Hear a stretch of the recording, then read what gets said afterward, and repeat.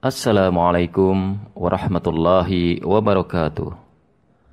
Ma'asyiral muslimin, sahabat Pijar Studio yang dirahmati Allah Subhanahu wa taala. Pada kesempatan kali ini kita akan membahas sejarah atau kisah salah satu nabi dan rasul mulia, yaitu kisah tentang Nabi Daud alaihissalam. Kisah Nabi Daud alaihissalam ini disebutkan Allah Subhanahu wa taala di beberapa surat di dalam Al-Qur'an. Di antaranya Allah sebutkan di dalam surat Al-Baqarah, surat Al-Anbiya, surat An-Naml, surat Saba, dan surat Shad. Lalu siapakah Daud alaihissalam ini? Para ahli sejarah menyebutkan pada awalnya beliau adalah seorang pemuda yang hidup sederhana dan bekerja sebagai pengembala domba. Kemudian Allah berikan kepadanya dua kemuliaan, yaitu Allah menjadikannya seorang raja sekaligus seorang nabi dan utusan Allah. Jadi kisah ini adalah tentang seorang laki-laki pertama yang mengumpulkan dua status kemuliaan. Dia seorang raja yang besar, sekaligus dia seorang nabi dan rasul Allah. Dan sebelum kita membahas kisah Nabi Daud alaihissalam ini lebih jauh, maka kita awali dengan pembahasan kisah tentang Raja Talut dan Jalut. Karena pada kisah inilah awal kemunculan Nabi Daud alaihissalam. Ma'asyiral muslimin, sahabat Pijar Studio yang dirahmati Allah Subhanahu wa taala. Ketika Nabi Musa alaihissalam wafat, maka kenabian dan kepemimpinan Bani Israel ini dipegang oleh Yusha bin Nun. Saat itu Bani Israel dikuasai oleh Al-Jabbarin, yaitu pasukan yang sangat bengis dan zalim, yang ketika itu sedang menguasai Baitul Maqdis. Yusha bin Nun kemudian mempersiapkan pasukannya dengan mengumpulkan kaum Bani Israel untuk berperang membebaskan Baitul Maqdis dari Al-Jabbarin. Yusha bin Nun dan pasukannya akhirnya bergerak untuk bertempur membebaskan Baitul Maqdis, dan pertempuran sengit pun dimulai. Dan atas pertolongan Allah, Al-Jabbarin atau pasukannya bengis dan kejam itu dapat dikalahkan oleh pasukan Yusha bin Nun, sehingga Baitul Maqdis jatuh ke tangan Bani Israel. Kaum Bani Israel akhirnya tinggal di Palestina dengan kehidupan yang tentram, aman, sentosa dengan menjalankan syariat Allah. Tahun berganti tahun, kemudian Allah Subhanahu wa taala mewafatkan Yusha bin Nun hingga generasi berganti generasi dan seterusnya. Hingga kejahilan dan kebodohan kembali merebak. Kaum Bani Israel kembali kepada masa-masa sebelumnya, yaitu kembali melakukan perbuatan-perbuatan yang dilakukan oleh nenek moyang mereka. Mereka kembali bermaksiat, bahkan mereka kembali melakukan perbuatan kekufuran. Dan merupakan sunatullah, ketika suatu kaum berpaling dari peringatan Allah dan juga Rasul-Nya, maka Allah akan mengingatkan dan memberi teguran kepada mereka. Allah akan menimpakan bala dan ujian kepada mereka.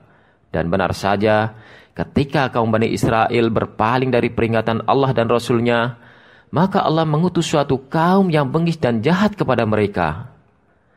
Pasukan yang bengis dan jahat itu kemudian membantai kaum Bani Israel dan menawan anak-anak mereka, kemudian mengusir mereka dari Palestina.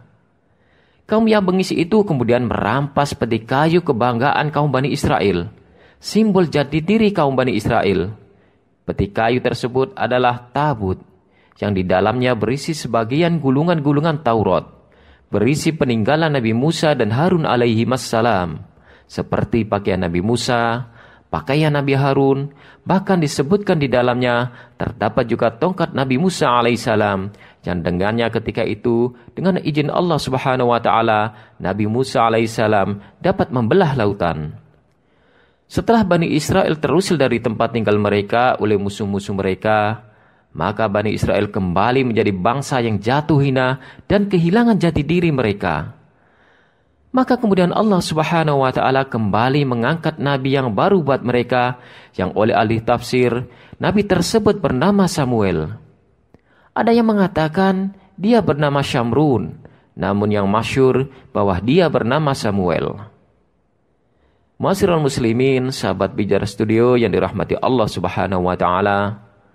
Setelah Allah Subhanahu wa taala mengangkat nabi untuk Bani Israel, Maka kemudian para pemuka atau pembesar kaum Bani Israel datang kepada nabi mereka, yaitu kepada Nabi Samuel alaihissalam.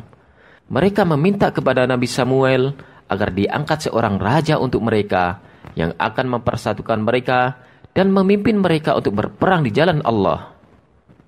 Kisah ini disebutkan Allah Subhanahu wa taala dalam surat Al-Baqarah ayat 246 sampai 251. Allah Subhanahu wa taala berfirman, "Walam tara ilal mala'i min bani Israil min ba'di Musa." Tidakkah kamu perhatikan para pemuka atau pembesar-pembesar Bani Israel setelah Musa wafat?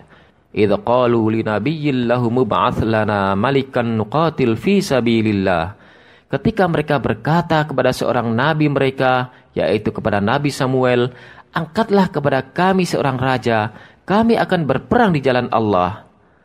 Maka Nabi Samuel alaihissalam menjawab permintaan Bani Israel, qala hal asaitum in kutiba alaikumul qitalu alla tuqatilu.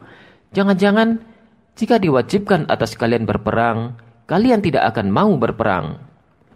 Jadi Nabi Samuel meragukan kesiapan Bani Israel. Beliau khawatir ketika kewajiban perang itu telah diturunkan kepada mereka, yaitu kepada Bani Israel, mereka akan enggan melaksanakannya. Namun Bani Israel tetap menyatakan kesiapan untuk berperang dengan berkata, qalu wa ma lana alla nuqatila fi sabilillahi wa qad ukhrijna min diyarina wa abnaina. Kaum Bani Israel menjawab, mengapa kami tidak akan berperang di jalan Allah, sedangkan kami telah terusir dari kampung halaman kami dan dipisahkan dari anak-anak kami. Falamma kutiba alaihimul qitalu tawallau illa qalilan minhum. Tetapi ketika perang itu diwajibkan atas mereka, mereka berpaling kecuali sebagian kecil dari mereka yang mau berperang. Wallahu alimun bidzalimin. Dan Allah Maha mengetahui orang-orang yang zalim. Jadi ketika kewajiban berperang itu turun dan diwajibkan kepada kaum Bani Israel untuk berperang, mereka malah enggan untuk berperang. Mereka malah memilih mundur dan hanya sedikit dari mereka yang mau berperang. Akhirnya Nabi Samuel berdoa dan kemudian Allah utus seorang raja untuk berperang bersama mereka. Dan raja tersebut adalah Talut. Allah Subhanahu wa taala berfirman, "Wa qala lahum nabiyyuhum innallaha qad ba'atsa lakum Taluta malaka." Dan Nabi Samuel berkata kepada Bani Israel, sesungguhnya Allah telah mengangkat Talut menjadi raja bagi kalian.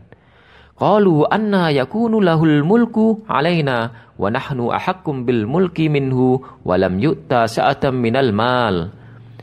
Bani Israel berkata, bagaimana Talut memperoleh kerajaan atas kami, sedangkan kami lebih berhak atas kerajaan itu daripadanya, dan dia tidak diberi kekayaan yang banyak. Jadi Talut ini adalah orang miskin, dan bukan berasal dari suku yang mempunyai keturunan raja. Di zaman itu, seorang raja harus dari keturunan raja, tetapi Talut ini bukan dari keturunan raja, sehingga Bani Israel menolaknya dan tidak mau mengakui kepemimpinannya. Dan karena Talut itu juga orang miskin, maka Bani Israel berpikir, bagaimana mungkin orang seperti dia bisa diangkat menjadi raja? Inilah brengseknya Bani Israel, minta diangkat seorang raja, kemudian Allah mengangkat raja untuk mereka malah menolaknya. Mereka protes, mana mungkin orang yang tidak mempunyai kekayaan bisa menjadi raja? Raja itu harusnya kaya dan dari keturunan terhormat. Kemudian Nabi Samuel berkata kepada kaum Bani Israel, qala innallaha astafahu alaikum wajadahu bastatan fil ilmi wal jism. Allah telah memilih Talut untuk menjadi raja bagi kalian dan memberi kelebihan ilmu dan kekuatan fisik. Wallahu yu'ti mulkahu man yasha, wallahu wasi'un alim. Dan Allah memberikan kerajaannya kepada siapa yang Dia kehendaki, dan Allah Maha luas, Maha mengetahui. Jadi Nabi Samuel menjelaskan kepada Bani Israel bahwa dipilihnya Talut sebagai raja bukan semata-mata karena keturunannya, tetapi karena dia memiliki ilmu pengetahuan dan kekuatan fisik. Dan di samping itu, Allah telah memilih Talut untuk menjadi raja, dan Allah berhak memberi kekuasaan kepada siapa saja yang Dia kehendaki. Ma'asyiral muslimin, sahabat Pijar Studio yang dirahmati Allah Subhanahu wa taala. Jadi Talut ini mempunyai 3 keutamaan. Keutamaan yang pertama, Allah memilih dia menjadi raja. Yang kedua, Allah memberinya ilmu pengetahuan. Dan keutamaan yang ketiga, Allah memberinya kekuatan fisik. Jadi Talut ini dipilih langsung oleh Allah Subhanahu wa Ta'ala untuk menjadi raja Bani Israel. Kemudian Allah memberinya ilmu pengetahuan yang luas, sehingga Talut ini di samping menjadi raja, beliau juga merupakan seorang yang sangat cerdas. Di samping itu Allah memberinya badan yang kekar dan kuat. Maka dengan 3 keutamaan yang dimiliki Talut ini, seharusnya Bani Israel setuju dengan pengangkatan Talut sebagai raja. Namun mereka tetap menolaknya. Inilah Bani Israel, kaum yang keras kepala dan suka menentang. Dan untuk menguatkan kedudukan Talut sebagai raja, maka Nabi Samuel mendatangkan sebuah bukti kepada Bani Israel dengan berkata kepada mereka, sesungguhnya tanda Talut akan menjadi raja ialah kembalinya tabut kepadamu. Di dalamnya terdapat sakinah, yaitu ketenangan dari Tuhanmu, dan sisa dari peninggalan keluarga Musa dan keluarga Harun. Tabut itu dibawa malaikat. Sesungguhnya pada yang demikian itu terdapat tanda bagimu jika kamu orang yang beriman. Surat Al-Baqarah ayat 248. Menurut sebagian ahli tafsir, bahwa yang dimaksud tabut adalah kotak tempat penyimpanan kitab Taurat yang di dalamnya mengandung keberkahan dan ketenangan kepada Bani Israel yang sebelumnya dirampas oleh musuh-musuh mereka. Tabut itu akan dibawa oleh malaikat. Disebutkan dalam kisah Israiliyat, malaikat mengambil tabut dari musuh Bani Israel, kemudian diterbangkan di antara langit dan bumi, kemudian turun di hadapan Talut, yang ketika itu Talut sedang ceramah di depan kaum Bani Israel. Sehingga dengan turunnya tabut dari langit, maka Bani Israel percaya bahwa Talut itu adalah seorang raja. Dengan turunnya tabut dari langit, barulah Bani Israel tunduk dan mengakui Talut sebagai raja yang dipilih Allah Subhanahu wa Ta'ala untuk mereka. Setelah Bani Israel mengakui Talut sebagai raja, maka keluarlah Talut membawa bala tentaranya menuju Baitul Maqdis untuk bertempur melawan pasukan yang dipimpin Jalut. Di tengah perjalanan, mereka melewati sebuah sungai yang oleh para ulama tafsir disebutkan bahwa sungai tersebut adalah Sungai Ardan. Sebelum pertempuran besar terjadi, Talut menguji kesetiaan pasukannya. Ia membawa mereka menuju sebuah sungai dan melarang mereka untuk minum air sungai tersebut kecuali hanya 1 cidukan tangan. Siapa yang meminumnya lebih dari 1 cidukan tangan, maka tidak akan diizinkan untuk ikut dalam pertempuran. Akhirnya, banyak dari mereka yang tidak tahan dan melanggar perintah tersebut. Banyak dari bala tentaranya Talut yang minum air sungai lebih dari 1 cidukan tangan, sehingga mereka tidak diperbolehkan untuk ikut dalam pertempuran. Akhirnya, hanya tersisa sedikit pasukan yang benar-benar setia kepada Talut, yaitu kurang lebih sekitar 300 pasukan. Wallahu a'lam. Kemudian Raja Talut bersama bala tentaranya yang tinggal sedikit itu, mereka menyeberangi sungai, dan setelah menyeberangi sungai, mereka melihat pasukan musuh yang jumlahnya sangat besar. Hal ini membuat nyali pasukan Talut menjadi ciut dan gentar, karena mereka merasa bahwa jumlah mereka sangat sedikit dan lemah. Sementara jumlah pasukan musuh, yaitu pasukan Jalut dan tentaranya, sangat begitu banyak. Maka pasukan Talut merasa minder dan tidak percaya diri. Mereka merasa bakal tidak mampu mengalahkan pasukan Jalut. Mereka berkata, La taqata lanal yaum bijaluta wa junudi. Kami tidak kuat lagi pada hari ini melawan Jalut dan bala tentaranya. Namun di antara mereka ada pasukan yang memiliki keimanan dan ketabahan yang kuat. Mereka yang kuat imannya membangkitkan semangat pasukan lainnya dengan mengatakan bahwa betapa banyak kelompok yang jumlahnya sedikit dapat mengalahkan kelompok yang jumlahnya begitu banyak atas izin Allah Subhanahu wa Ta'ala. Kam min fi'atin qalilatin ghalabat fi'atan katsiratan biidznillah. Wallahu ma'as-sabirin. Berapa banyak terjadi golongan yang sedikit dapat mengalahkan golongan yang banyak dengan izin Allah, dan Allah beserta orang-orang yang sabar. Akhirnya, nyali pasukan Talut kembali kuat lagi karena termotivasi. Kemudian mereka maju untuk melawan Jalut dan pasukannya, dan sebelum maju bertempur, Raja Talut dan pasukannya berdoa, Rabbana afriq alaina sabra wa thabbit aqdamana wansurna 'alal qaumil kafirin. Ya Tuhan kami, limpahkanlah kesabaran kepada kami, kukuhkanlah langkah kami, dan tolonglah kami menghadapi orang-orang kafir. Setelah berdoa, Raja Tolut dan pasukannya pun maju dan akhirnya pertempuran dimulai. Jalut yang berbadan besar berdiri di depan pasukannya yang begitu banyak, mengajak mubarazah atau perang tanding, yaitu menantang siapapun dari Bani Israel untuk melawannya dalam duel 1 lawan 1. Namun tidak ada yang berani menghadapi Jalut, karena ukuran tubuh Jalut ini sangat besar dan kekuatannya yang sangat menakutkan. Sebelum peperangan terjadi, Raja Tolut mengumumkan sayembara bahwa siapa yang berhasil membunuh Jalut, maka dia akan dinikahkan dengan putrinya serta akan diberikan jabatan dalam pemerintahannya. Tiba-tiba dalam barisan Tolut keluarlah sosok pemuda yang badannya tidak besar tetapi penuh dengan keberanian. Dia pun maju ke depan menawarkan dirinya untuk melawan Jalut yang tubuhnya begitu besar. Siapakah dia? Dialah Daud alaihissalam. Dari sinilah awal kemunculan kisah Nabi Daud alaihissalam. Ma'asyiral muslimin, sahabat Pijar Studio yang dirahmati Allah Subhanahu wa taala. Raja Tolut awalnya ragu melihat Daud yang berbadan kecil dan tanpa perlengkapan perang yang memadai mampu melawan Jalut. Namun Daud alaihissalam meyakinkan Tolut bahwa dengan izin Allah ia akan mengalahkan Jalut. Daud membawa ketapel dan beberapa batu sebagai senjatanya, dan dengan keyakinan penuh kepada Allah, Daud maju ke medan perang dan menghadapi Jalut. Ketika Jalut bergerak maju untuk menyerang, Daud dengan cepat melemparkan batu dari ketapelnya.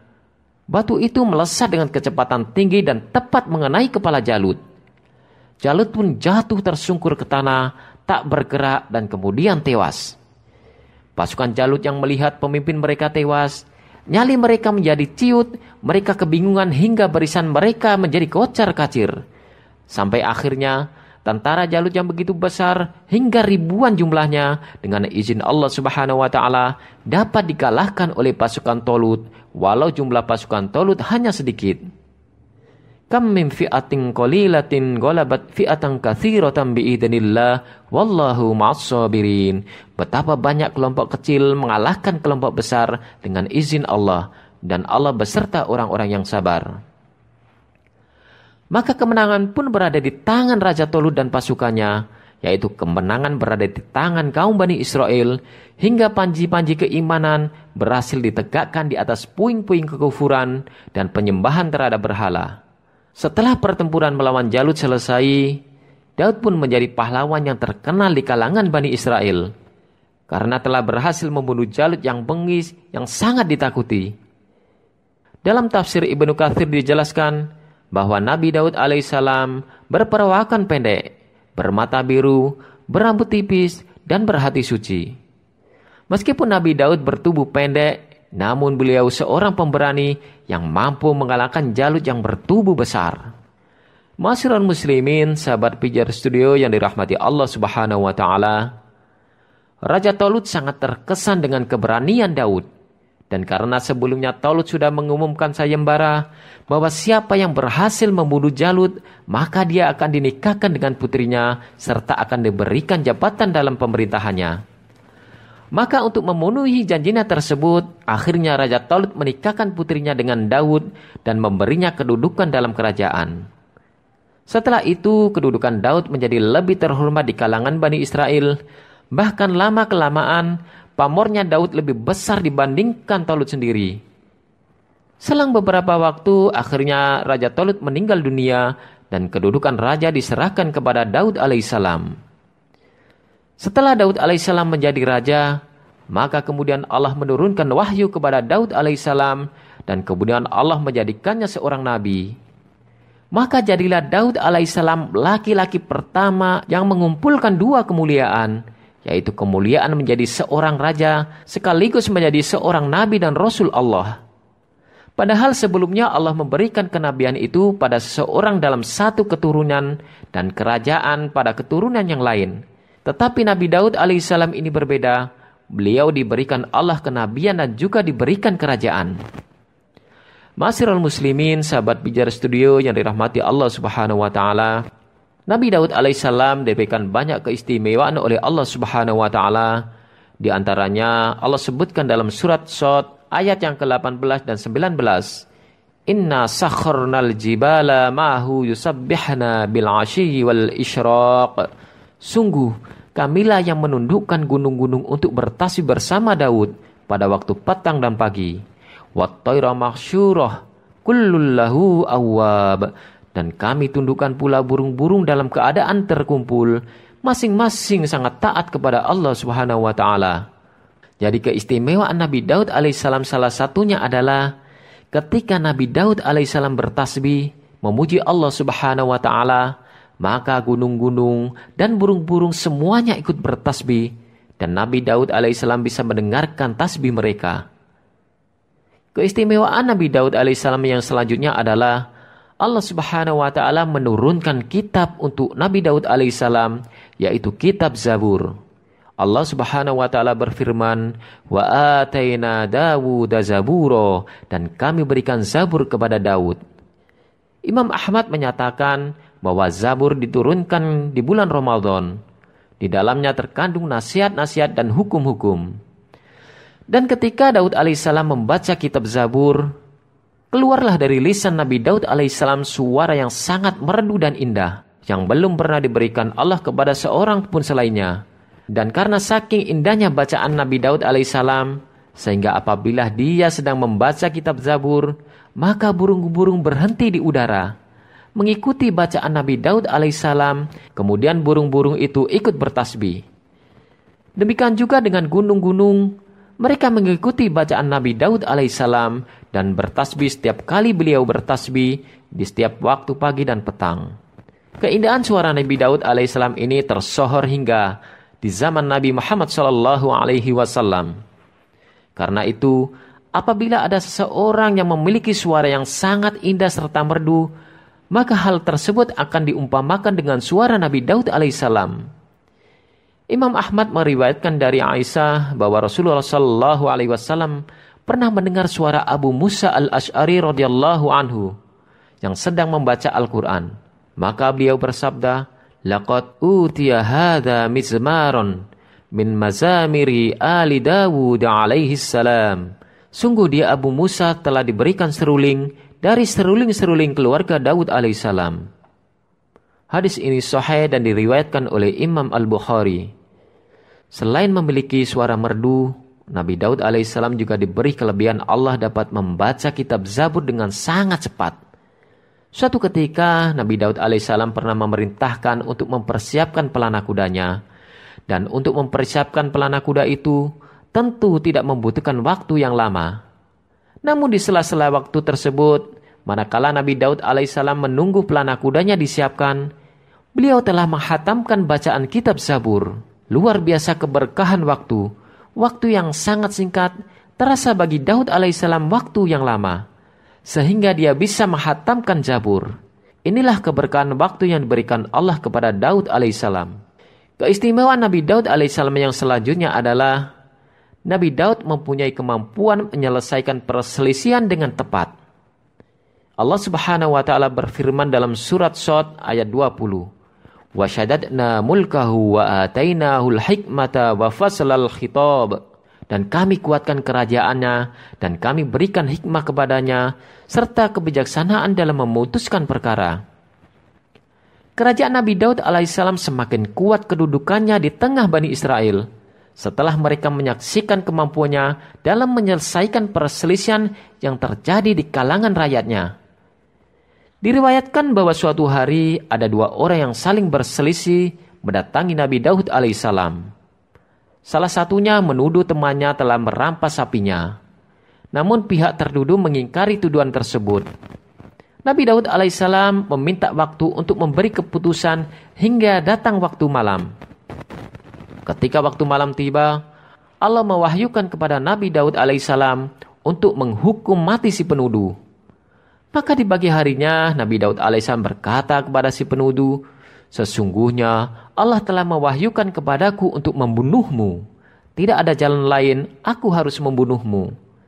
Kemudian Nabi Daud bertanya kepada si penuduh, "Apa sesungguhnya yang terjadi terkait dengan tuduhanmu itu?"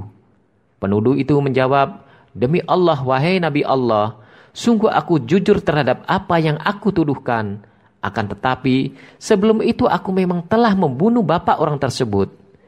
Maka kemudian Nabi Daud alaihissalam memerintahkan untuk menghukum mati orang tersebut. Wallahu a'lam. Keistimewaan Nabi Daud alaihissalam yang selanjutnya adalah Nabi Daud alaihissalam diberi Allah subhanahu wa ta'ala mukjizat, yaitu kemampuan melunakkan besi dengan tangannya tanpa perlu dipanaskan atau dipukul. Allah subhanahu wa ta'ala berfirman dalam surat Saba ayat 10 dan 11. "Walaqad atayna Dawuda minna fadla, ya jibalu awwibi ma'hu wat-tayr, wa alanna lahul hadid." Dan sungguh telah kami berikan kepada Daud karunia dari kami. Kami berfirman, "Wahai gunung-gunung dan burung-burung, bertasbihlah berulang-ulang bersama Daud, dan kami telah melunakkan besi untuknya. Anikmal sabighati wa qaddir fis sardi." Wahai Daud, buatlah baju besi yang besar-besar dan ukurlah anyamannya. Disebutkan bahwasannya Daud alaihissalam mampu memproduksi banyak sekali perkakas atau alat-alat dari besi dengan sangat mudah. Dan dengan izin Allah, besi-besi itu hanya dibekang Nabi Daud alaihissalam dan langsung menjadi lunak tanpa harus dipanaskan terlebih dahulu dan dipukul. Keistimewaan Nabi Daud alaihissalam selanjutnya adalah Nabi Daud alaihissalam tidak makan sesuatu kecuali dari hasil tangannya sendiri. Dan ini adalah penghasilan yang terbaik, yaitu penghasilan yang kita hasilkan dari jerih payah tangan kita sendiri, dari hasil keringat kita sendiri, tentunya dari yang halal. Nabi Muhammad SAW juga memuji tentang ibadah Nabi Daud alaihissalam yang begitu luar biasa. Dalam Sahih Bukhari dan Muslim, Nabi SAW bersabda, "Salat yang paling dicintai Allah adalah salat Daud, dan puasa yang paling dicintai Allah adalah puasa Daud. Beliau tidur separuh malam, lalu salat sepertiganya, kemudian tidur lagi seperenamnya. Beliau berpuasa sehari dan berbuka sehari." Seperti apa Nabi Daud alaihissalam melakukan sholat? Beliau tidur di awal malam, kemudian beliau bangun di pertengahan malam, kemudian beliau mengerjakan sholat, kemudian beliau tidur lagi di seperenam malam yang terakhir. Demikian pula puasanya Nabi Daud alaihissalam, beliau berpuasa sehari dan berbuka sehari. Misalkan hari ini beliau berpuasa, besoknya beliau tidak berpuasa, besoknya lagi berpuasa, dan besoknya lagi beliau tidak berpuasa, demikian seterusnya. Ini adalah puasa yang terbaik dan tidak ada puasa sunnah yang lebih baik daripada itu, kata Rasulullah SAW. Masirul muslimin, sahabat Pijar Studio yang dirahmati Allah Subhanahu wa taala. Di dalam tafsir Ibnu Katsir dijelaskan bahwa Nabi Daud alaihissalam memiliki 100 istri, sedangkan Nabi Sulaiman alaihissalam memiliki 1000 istri. Nabi Daud alaihissalam meninggal dunia di usia 100 tahun. Padahal sebenarnya jatah umur beliau adalah 60 tahun. Lantas bagaimana bisa Nabi Daud alaihissalam diwafatkan di usia yang ke-100 tahun? Dalam sebuah hadis yang diriwayatkan oleh Al-Imam At-Tirmidzi dalam sunahnya dengan sanadnya hasan, Rasulullah SAW bersabda, ketika Allah Subhanahu wa taala menciptakan Adam alaihissalam, maka Allah Subhanahu wa taala mengusap punggung Adam alaihissalam, lalu dari punggung Adam alaihissalam tersebut berjatuhanlah setiap jiwa yang Allah ciptakan dari keturunan Adam alaihissalam sampai hari kiamat.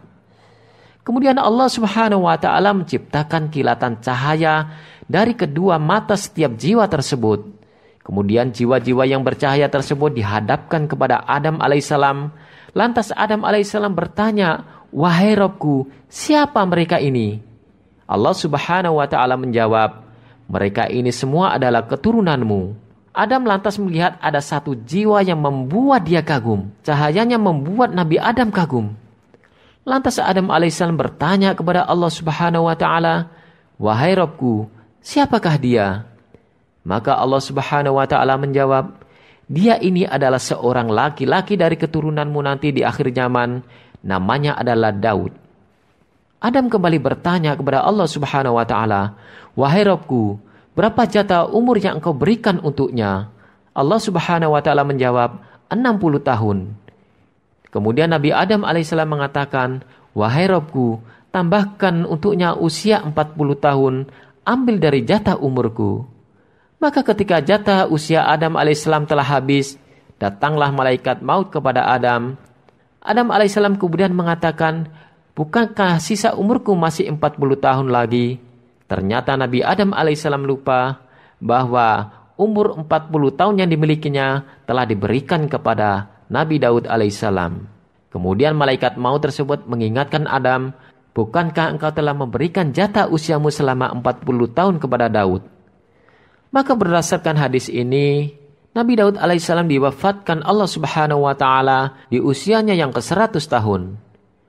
Dari hadis ini juga kita bisa mengetahui bahwasanya Daud alaihissalam adalah anak keturunan Adam alaihissalam yang sangat istimewa, sampai-sampai Nabi Adam alaihissalam meminta kepada Allah memberikan jatah umurnya 40 tahun untuk Daud alaihissalam. Lantas bagaimana kisah wafatnya Nabi Daud alaihissalam? Imam Ahmad meriwayatkan dari Abu Hurairah radhiyallahu anhu bahwa Rasulullah sallallahu alaihi wasallam bersabda, Nabi Daud alaihissalam terkenal sebagai seorang yang sangat penyemburu. Jika dia hendak keluar rumah, maka dia mengunci pintu rumahnya rapat-rapat dan tidak membiarkan seorang pun dari luar bisa masuk menemui keluarganya sampai Nabi Daud alaihissalam pulang kembali ke rumah. Pada suatu hari, Nabi Daud alaihissalam keluar rumah dan beliau mengunci pintu dan jendelanya dengan rapat-rapat. Istri beliau yang berada di dalam melihat sekeliling di dalam rumahnya. Tiba-tiba, dia melihat ada seorang yang berdiri di tengah rumahnya. Padahal semua pintu terkunci. Istri Nabi Daud sangat terkejut. Lantas dia berkata kepada penghuni rumah dan pelayan yang berada di dalam rumah, bagaimana orang itu bisa masuk ke dalam rumah padahal rumahnya terkunci?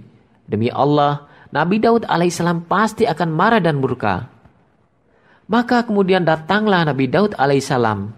Nabi Daud terkejut tatkala melihat ada orang lain yang sedang berdiri di tengah dalam rumahnya. Maka Nabi Daud alaihissalam bertanya kepadanya, siapa engkau? Dia berkata, aku adalah orang yang tidak takut dengan raja dan tidak ada penghalang yang dapat mencegahku.